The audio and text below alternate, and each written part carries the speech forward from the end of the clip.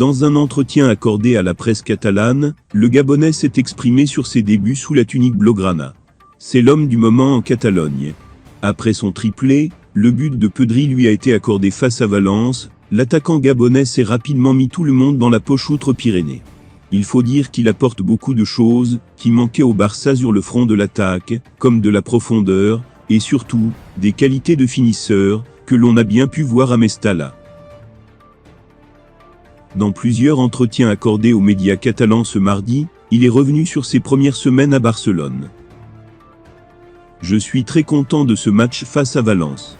J'ai vu la statistique, oui, premier joueur à marquer un hat-trick en Liga, Ligue 1, Bundesliga, et Premier League, c'est incroyable, vraiment. J'ai demandé pardon à Pedri, rire. Je n'ai rien demandé, mais l'arbitre m'a accordé le but. Quand j'ai touché le ballon, je n'ai rien dit, c'était un super but, et je ne voulais rien dire, a-t-il d'abord lancé au sujet de ce triplé qui enflamme l'Espagne.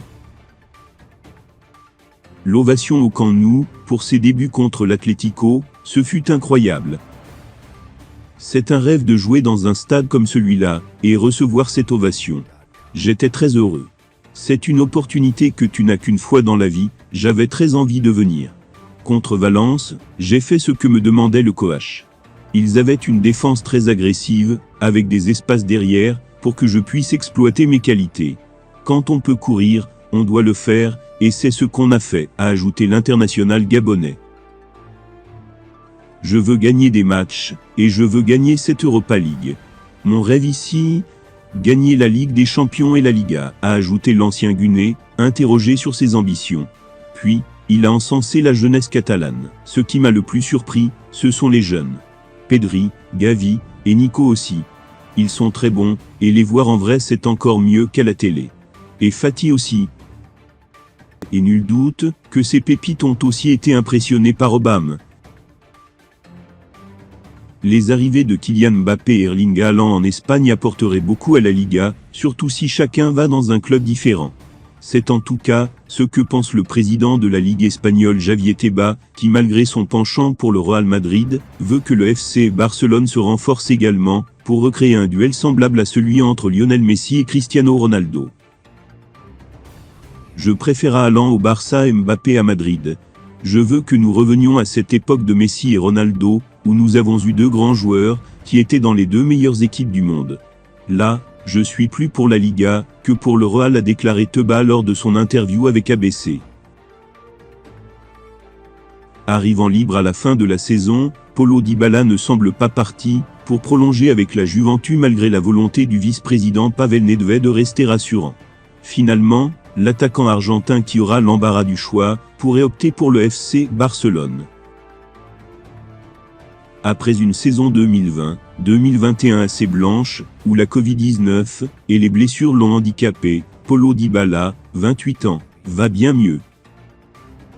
Auteur de 12 buts et 6 passes décisives, le natif de Laguna Larga n'est pas étranger au retour en forme de la Juventus au cours des dernières semaines. Annoncé proche d'une prolongation en début de saison, l'Argentin n'a toujours pas étendu son bail, qui s'achève en juin prochain.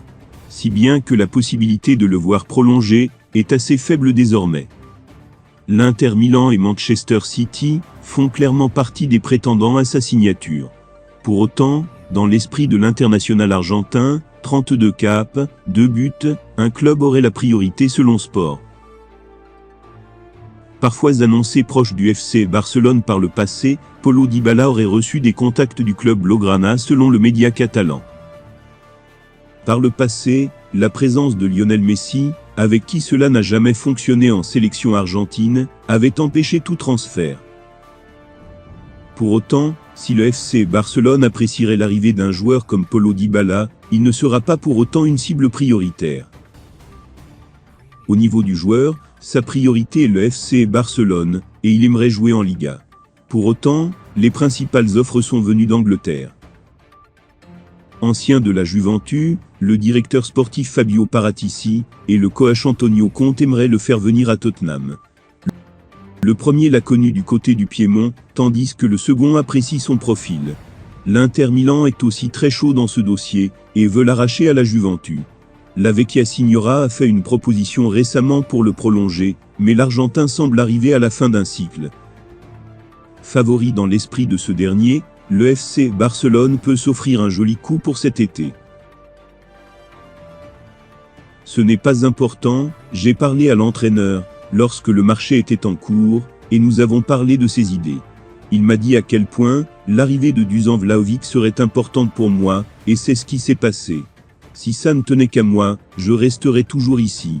Voici les mots tenus par Alvaro Morata, ce lundi, en conférence de presse, alors que la Juventus Turin s'apprête à croiser le fer, avec Villarreal dans le cadre d'un 8e de finale aller de la Ligue des Champions.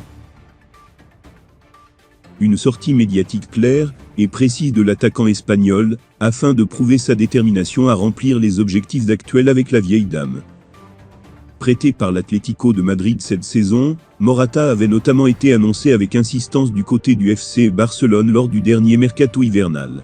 De l'histoire ancienne donc,